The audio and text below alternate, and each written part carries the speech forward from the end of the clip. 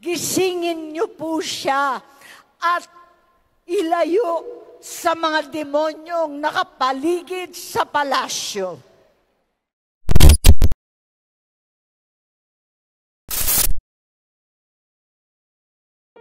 Senator Amy Marcos.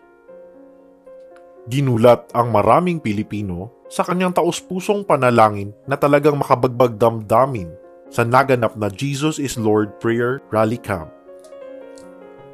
Talagang maraming napabilib at nagkaroon ng pag-asa nang marinig nila ang mga binitawang salita ni Senador Amy Marcos nitong Sabado lang. Sa pamamagitan ng isang panalangin, ay ipinahayag ng senadora ang kanyang pananalig sa Diyos at pagmamahal sa bayan. Kasama din niya sa nasabing event ang ilan sa mga senador at talagang nagkaisa sila para dito.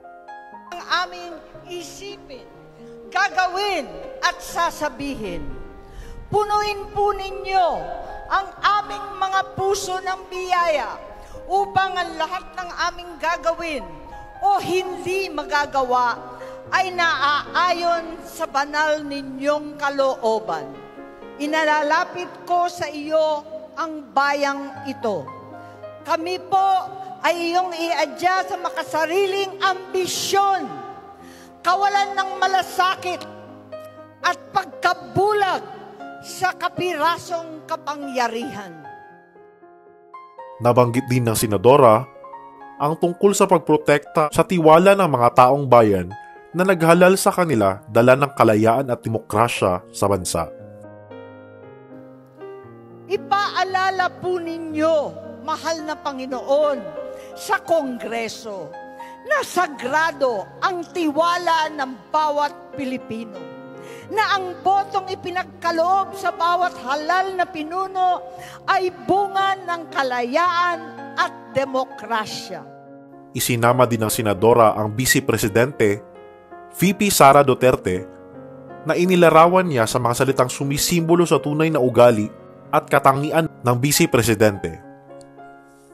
At syempre, hindi nawala sa kanyang panalangin ang kanyang nakababatang kapatid at Presidente ng Republika ng Pilipinas na si Pangulong Bongbong Marcos. At hindi ito nagpreno sa kanyang mga binitawang salita. Higit sa lahat, haplusin nawa ninyo ang puso ng aking kapatid, ang Pangulo ng Pilipinas. Buksan po ninyo ang kanyang mga mata at bigyan niyo siya ng kaliwanagan ng pag-iisip. Gisingin niyo po siya at ilayo sa mga demonyong nakapaligid sa palasyo.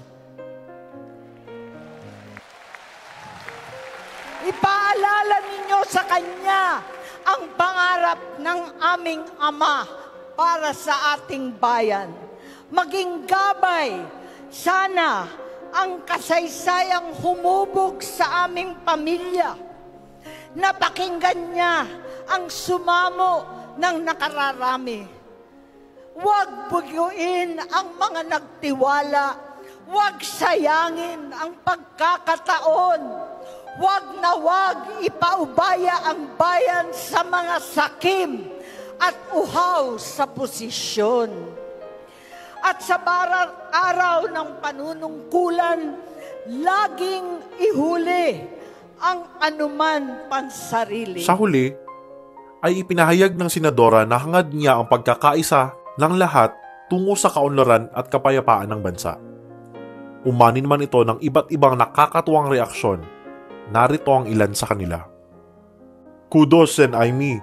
Your love for the country and to fight what is right is beyond more powerful than your love for your family. Not everyone can do this. Praying for our country. #Filipinos are not for sale. Ingat lagi, Senator Amy R. Marcos. Laban. Ilaban ang boses ng mga ordinaryong Pilipino sa banal na pangalan ni Jesus. Amen. Napakaganda po. Maraming salamat po sa panalangin, Senator Amy R. Marcos. May God answer your prayer for our people. In Jesus' name, Amen. Lord, gabayan mo po ang aming bansang Pilipinas sana wag mag-away-away ang mga official Republic of the Philippines. Magtulungan para sa ikauunlad ng taong bayan.